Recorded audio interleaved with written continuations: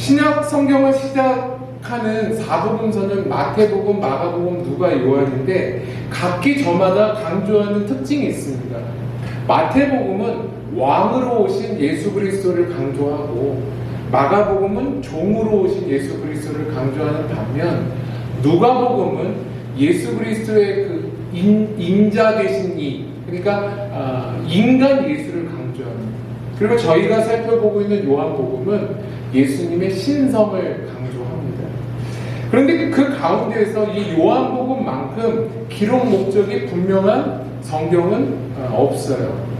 요한복음은 20장에 이렇게 끝에 이렇게 이야기합니다. 30절, 31절에 예수께서 제자들 앞에서 이 책에 기록되지 아니한 다른 표적도 많이 행하셨으나 오직 이것을 기록함은, 그 기록의 이유는 너희로 예수께서 하나님의 아들 그리스도이심을 믿게 하려 함이요 또 너희로 믿고 그 이름을 힘입어 생명을 얻게 하려 함이니라 하면서 이 요한복음의 젖을 목적을 뒤에 아주 분명하게 요한은 밝혀내요. 여러분, 그리스도라는 게 어떤 뜻입니까? 그리스도라고 하는 건 기름 부음 받은 자라는 뜻입니다. 그러니까 우리가 예수 그리스도라고 말하는 그 그리스도, 메시아라는 말은 하나님께서, 성부 하나님께서 목적하신 바가 있다, 이런 뜻이에요. 그러니까 그리스도라고 말하는 건 하나님이 보내신 목적하는 바가 있을 뿐만 아니라 그 그리스도 안에 책임과 역할이 있다라고 하는 것입니다. 그거를 이 세상에 대신할 존재가 없다라고 믿는 것, 그게 우리가 유일하신 예수 그리스도를 믿는다, 이 뜻인 것이죠. 그러니까 기록 목적은 예수가 하나님의 아들 그리스도임을 믿게 하려는 게 요한복음의 목적이라는 거죠.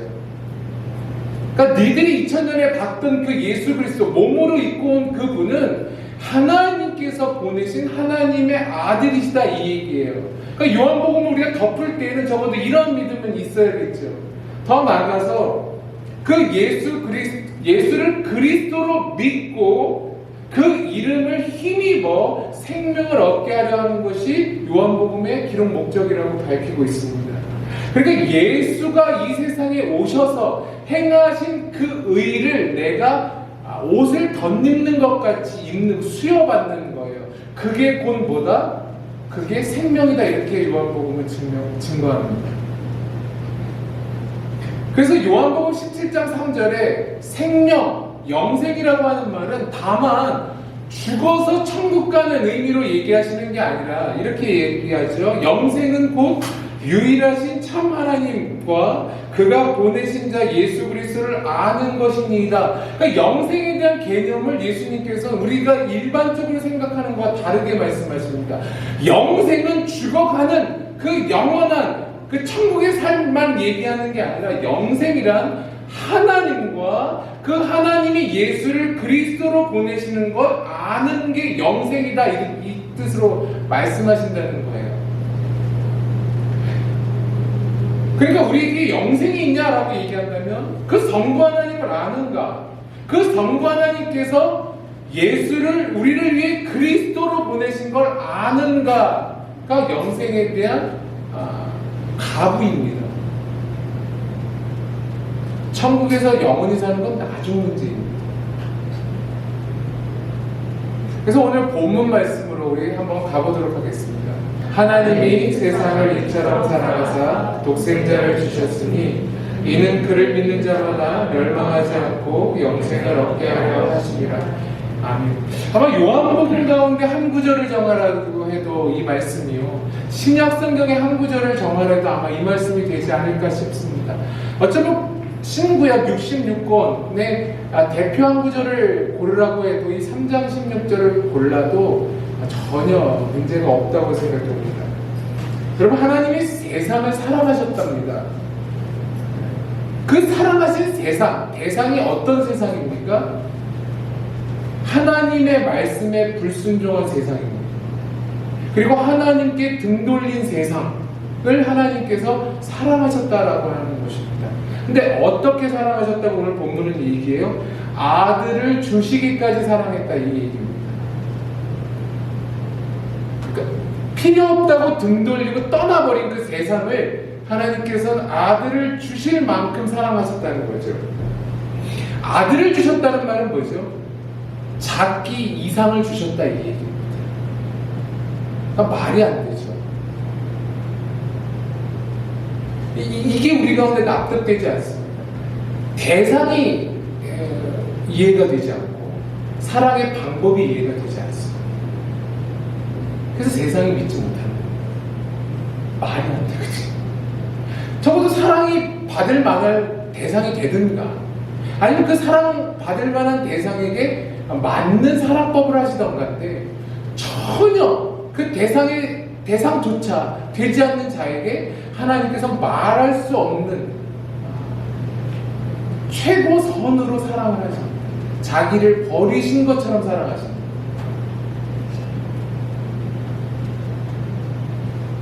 그 방법이, 그 목적이 지향하는 것은 무엇입니까?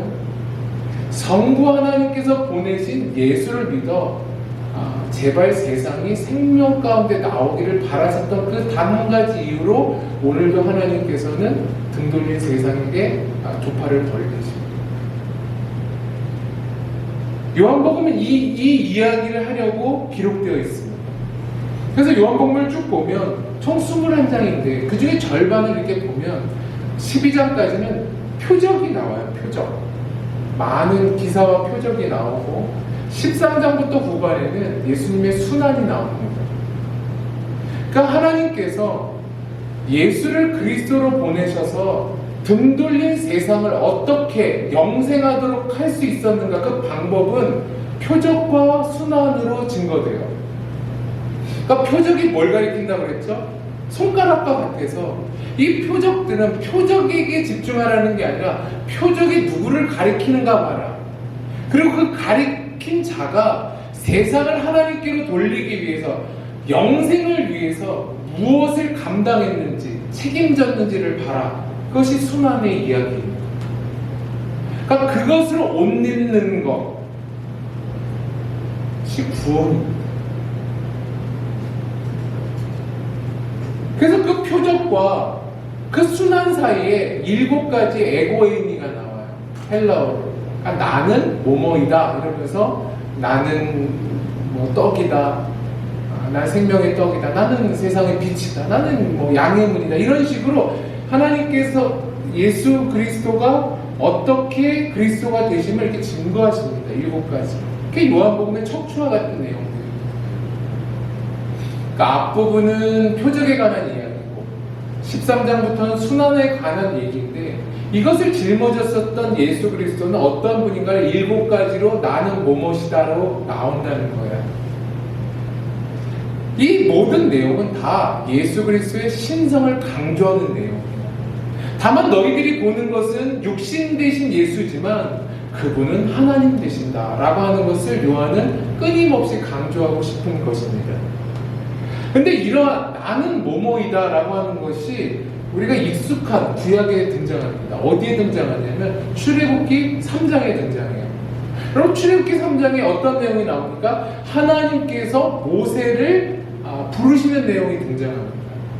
모세가 호렙산에서 양을 칠 때에 우리가 하는 것처럼 떨기나무, 그러니까 덤불이죠. 광야의 덤불. 그러니까 광야에는 가끔 뭐예요? 이제 불이 나기도 해요, 자체적으로. 근데 불이 났는데, 그 덤불에서 불이 났는데 타지를 않는 거예요. 그래서 가까이 가서 보려고 했더니 하나님의 목소리가 들리는 것입니다. 모세야 가까이 오지 마라. 네가 선 곳은 거룩한 땅이니 네 발에 신을 벗어라. 이건 뭐예요? 가까이 오지 마라. 범접하지 마라. 너는 순종하는 자로 내 앞에 서라 이 얘기죠. 그러면서 내가 너로 이스라엘을 구원하는 자로 쓰겠다 이렇게 말씀하세요. 그랬더니 모세가 뭐라고 말하냐면 하나님 제가 가서 이스라엘 백성에게 하나님께서 보내셨다라고 말한다면 그들이 증거를 대라고 하면 뭐라고 얘기할까요? 이렇게 이야기를 합니다. 근데 하나님께서 뭐라고 말씀하세요? 스스로 있는 자가 보냈다 해라 이렇게 얘기해요. 그 스스로 있는 자라고 하는 말이 그 본문을 찾아보세요. 집에 성경의 밑에 각조로 나는 뭐뭐이다 이렇게 나와요. 그래서 요한복음은 구원의 주체자로서 출애굽기가 말씀하고 있는 그 성부 하나님과 예수 그리스도를 동일시해요. 그러니까 성부가 모세를 통하여 자신의 주체적인 구원을 드러내셨듯이 신약에 와서는 그 하나님께서 뭐 하시는 거예요? 스스로가 증거가 되셔서 구원을 일으키신다라고 하는 것이죠. 그러면 구원은 무엇입니까? 왜 이렇게 자꾸 질문하는지 아시겠죠? 단어를 얘기해야 됩니다. 구원은 죄로부터 건진받는 것이다, 이렇게 이야기할 수 있습니다. 또 어떤 분은 구원은 예수 믿어 천국 가는 것이다, 이렇게 얘기할 수 있습니다. 다 맞는 말입니다. 근데 우리가 애매모호한 사각지대에 있습니다. 우리가 구원받은 자이잖아요. 그래서 예전에 죄로부터 우리가 건진받아서 어느 선상에 있습니다. 어떤 땅을 밟고 있어요. 그리고 우리 지금 예수를 믿고 우리 죽으면 천국 갈 거라고 생각을 해요. 근데 지금 있는 위치가 어디냐는 것에 우리는 적잖이 당황해요. 죄로부터 물에서 건진받아서 땅을 디뎠고, 그래 내가 죽으면 천국은 갈 거다라는 막연한 믿음은 있지만, 그럼 난 오늘 어디에 서 있고 난 무엇을 하고 있는가에 대해서 별로 할 말이 없어요. 우리가 살아가는 세상은 기본적으로 자연주의입니다. 목사님 또 철학 얘기하시네. 자연주의라는 말은 뭘까요? 들어두면 뼈가 되고 살이 됩니다. 자연주의라는 말이 뭘까요? 우리가 사는 세계관이, 자연주의라는 말은 보이는 세상이 전부다, 이 말입니다. 보이는 세상이 전부다라는 건 보통 유물론입니다. 물질적인 것을 가장 최고의 선으로 여기는. 그런데 여러분, 이러한 자연주의, 보이는 게 전부다라고 생각하는 세계관은 끝은 꼭 허무주의로 끝납니다. 그게 무슨 말일까요? 누구나 다 죽기 때문에 그렇습니다.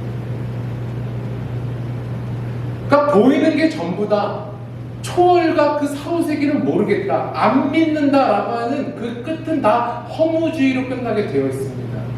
100년 동안 부귀 영화를 누려도 끝은 죽음이고, 철저하게 힘들게 살아도 그 끝은 죽음으로 일관돼. 영혼의 관점에 본다면 점도 안 되는 그 시간 100년이 우리에게서는 아무리 누려도 허무고 못 누려도 허무입니다. 그게 자연주의 세계관의 결론입니다. 그렇기 때문에 한 인간이 출생을 하고 한 인간이 죽고 그 사이를 어떻게든 이런 자연주의적 세계관, 보이는 게 전부다라고 생각하는 사람들이 채우려고 하는 건 뭐겠습니까? 요즘 젊은이들은 재미겠죠, 재미. 또 뭐 있을까요? 흥미거리 먹입니다. 의미를 찾는 사람도 있습니다. 좀 나은 사람이고, 정의를 찾는 사람도 있습니다. 그리고 어떤 사람은 성공을 그 사이를 메꾸려고 하고, 어떤 사람은 출세하려고 하고, 어떤 사람은 남들보다 우월하고 탁월한 것을 이 출생과 죽음 사이에 가치로 여겨 사는 사람도 있고, 어떤 사람은 인기를 끌려는 사람도 있고, 어떤 사람은 자아실현, 어떤 사람은 형통, 이 모든 걸 뭉그러뜨려서 행복이라고 말하기도 합니다. 근데 끝은 허무로 끝나게 하는 것이죠. 그게 세상에 만들어낼 수 있는 전부입니다. 그렇다면 우리가 이들과 뭐가 달라야 되나? 우리가 아까도 말씀드린 것처럼 하나님께서 우리를 죄 가운데로 구원하셨고 세상 가운데 건지셨는데, 우리도 이들과 동일한 출생과 죽음 사이를 살아가는 데 있어서 예수 믿는 자는 왜 그 끝이 허무주의로 죽음으로 끝나지 않는가라고 하냐면, 우리의 생명이 예수와 묶여있기 때문에 그렇습니다.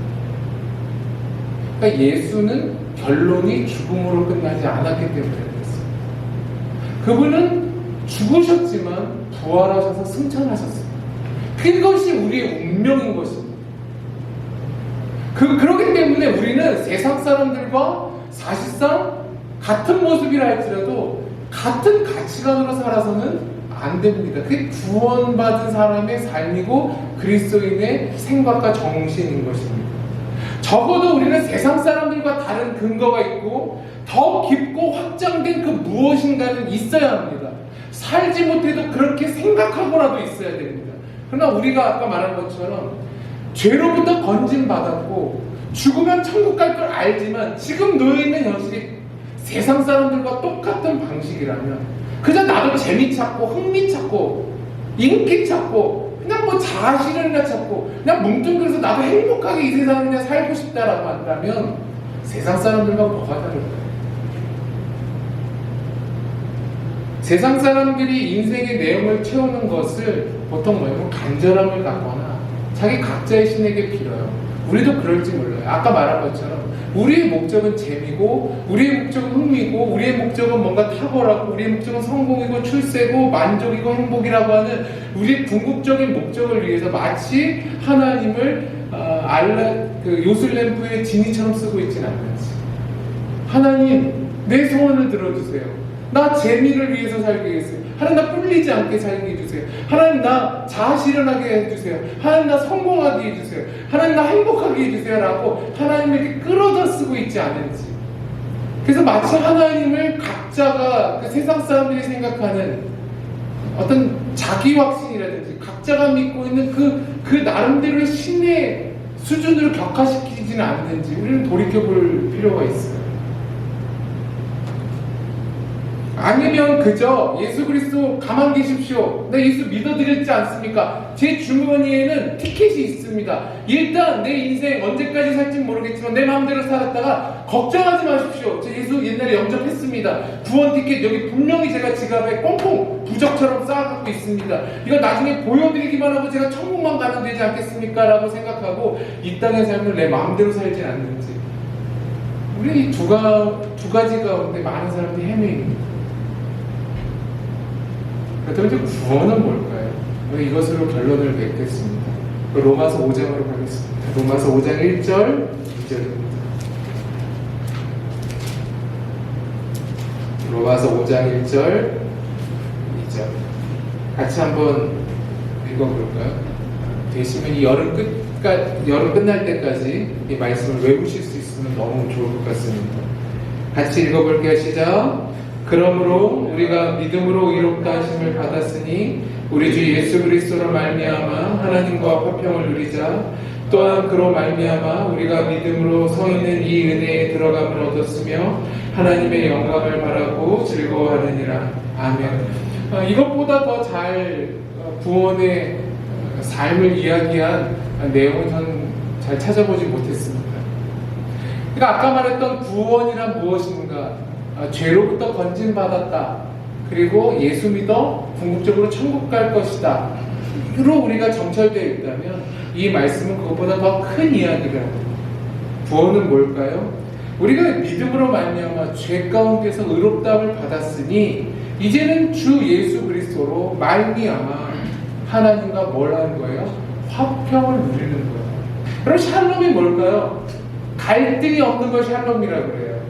전쟁이 없는 걸 샬롬이라고 그래요. 그럼 샬롬이 뭐라고요? 전쟁이 없고 갈등이 없는 것. 여러분이 부부라면 내가 아무리 좋은 일이 있어도 내 배우자가 괴로우면 나도 괴로운 게 부부입니다. 근데 예전에 TV를 보니까 난 내 부인이 뭐 힘들어도 난 괜찮던데 그건 부부 아닙니다. 사실상 부부는 가족은 엮여 있기 때문에 괴로운 것입니다. 내가 지금 마음이 평정을 찾고 있다 할지라도 내 자녀가, 내 아내가, 내 남편이 힘들고 괴로우면 나도 괴로운 것. 그럼 그게 가족이고 그게 샬롬입니다. 내가 일상을 살아가는 데 있어서 하나님의 마음이 슬프면 나도 슬퍼야 하는 것입니다. 하나님이 기쁘시면 나도 덩달아 기쁜, 그게 샬롬이고 화평인 것입니다. 그러니까 내가 일주일을 살아갈 때 그 대상이 내가 그리스도인이잖아요. 내 안에, 그쵸? 팥빵이면 팥이 있는 것처럼 내 안에 그리스도라면 그리스도가 있는 사람인데 예수와 전혀 별개로 산다? 이건 구원의 삶이라 말하기가 너무 어렵지 않습니까? 결혼을 했는데 집에 있는 부인이 어떻게 살든 난 상관없다? 남편이 밖에 나가서 어떠한 고생을 해도 나는 마음이 평안하다? 이건 아닌 거 아닙니까? 그러니까 결혼한 분이 훨씬 믿음이 좋아야 되는 것이죠. 난 내 남편이 더 고생했으면 좋겠다 밖에서 돈을 많이 벌면서 난 내 아내가 더 그렇게 그냥 힘들게 그냥 가정살림을 더 잘했으면 좋겠다라고 생각하는 사람 아무도 없잖아요. 근데 왜 우리는 예수 그리스도를 통하여 하나님을 인식하지 않을까요?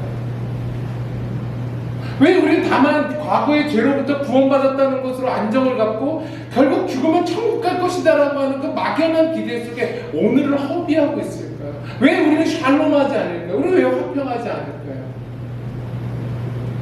본문은 예수 그리스도로 말미암아 화평하라고 얘기합니다. 더 나가서 뭐라고 얘기해요? 우리가 믿음으로 서 있는 이 은혜에 들어감을 얻었고 하나님의 영광을 바라고 즐거워하느니라, 이 얘기를 합니다. 이 말이 뭘까요? 믿음으로 서 있는 건 은혜입니다. 여러분, 믿음으로 서서 우리는 뭘 바라보죠? 궁극적으로 구원될 그 시간과 그 나라를 바라봐요. 근데 그 나라가 지금 왔습니까? 안 왔죠. 안 왔으니까 의심하고 괴로운 거예요. 그래도 부인하지 않고 우리는 서 있을 수 있는 은혜를 갖는다. 이거 얼마나 큰 건지 아십니까?